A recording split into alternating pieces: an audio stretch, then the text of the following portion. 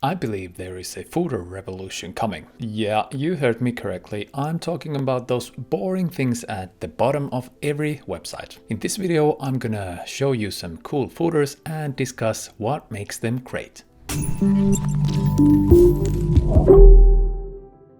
Hi guys, my name is Janne, I'm your designer friend from Finland, and I've been doing web design for about 5 years. And in this channel I want to share some tips and things that have helped me on my journey.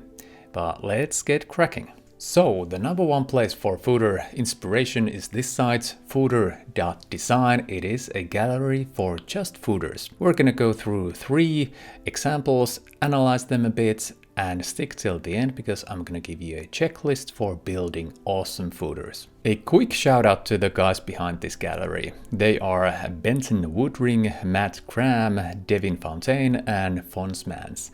If I understand correctly, this is not their main gig, so big kudos to you guys. This is a beautiful and very helpful resource for us designers. Okay, let's pick the first candidate, so to speak. Oh, there is a editor's choice. Of course, there are a lot of options. You should definitely check the gallery out, but I'm probably gonna start with the editor's choice, this Agrovision website, and I'm gonna choose to go straight to the website from here. And okay, this is a beautiful site from the get-go. Beautiful imagery, some videos too. Quite minimal in a way, but very visual in another way. Let's scroll through the site to the footer, which is here. So this is a very minimalistic approach to footer design. We have this centerpiece, this beautiful image, and a little movement by the birds, which will come back here. There they go. We have a CTA, and the navigation actually doubles as a footer navigation when it's down here. Then we have all the copyright things and a little information about the company. Yeah, this is a beautiful, definitely stretching the definition of a footer.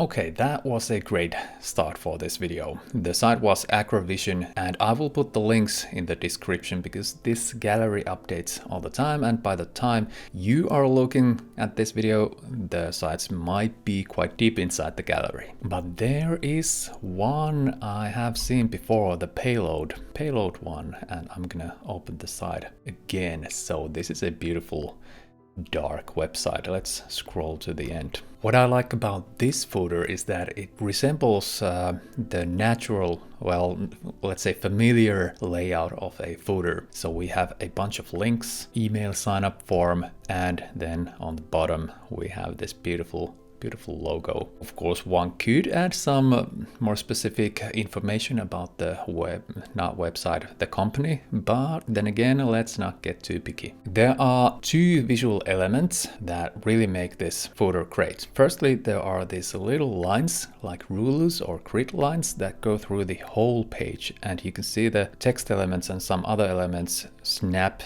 to those lines, and it really gives a sense of structure. Someone has really thought through this layout. And the second thing is, of course, this huge logo at the end, which also snaps to the lines. This is a beautiful effect with the spotlight too. It really gives something to interact and look at.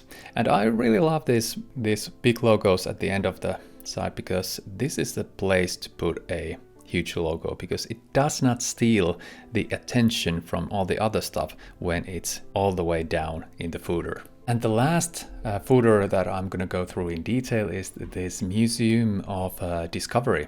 And this is a beautiful footer. There's of course this kind of liquid going through the pipes, a beautiful frame for quite an ordinary footer. I really love that there are familiar stuff here. So the newsletter, the about, the opening hours, and so on. Everything I want to see in the footer content wise is right here. And then on top of that, there is this beautiful effects or framing.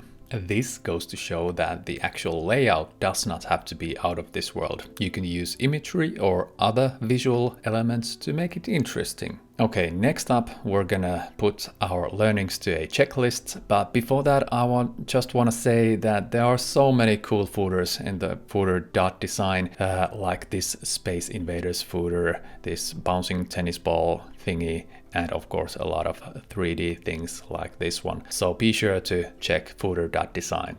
So what makes a great footer? I believe we can boil it down to three things. Firstly, it has to be recognized as a footer. This might be quite obvious thing, but we do not want to drift too far away from the convention even when we aim for something different. Talking about the convention, the user expects there to be certain things. For example, basic info about the company, the most important navigational links, and maybe a newsletter form or something like that. It is also a good idea to separate the footer somehow from the rest of the page. So a color change or line as a visual element can do that, but of course you can come up with something more interesting. The second thing on our checklist is of course the differentiating visual element. So we want to have something interesting for the user to look at. That can of course be attention grabbing. It should be in harmony with the whole page. And of course it's up to you how elegant or trashy you want to go, but most of us are probably looking for the balance between cool but not too much. The last and the third element of a great footer design is something that not everyone can pull off. It is of course interactivity. So if you can do some sort of a small game or funny thing that happens when a user clicks something or whatever, that really shows that you are willing to put effort into small details and even to the last part of your page. That's all I got for you guys today. If you want to see me again, be sure to subscribe and I'll see you in the next one.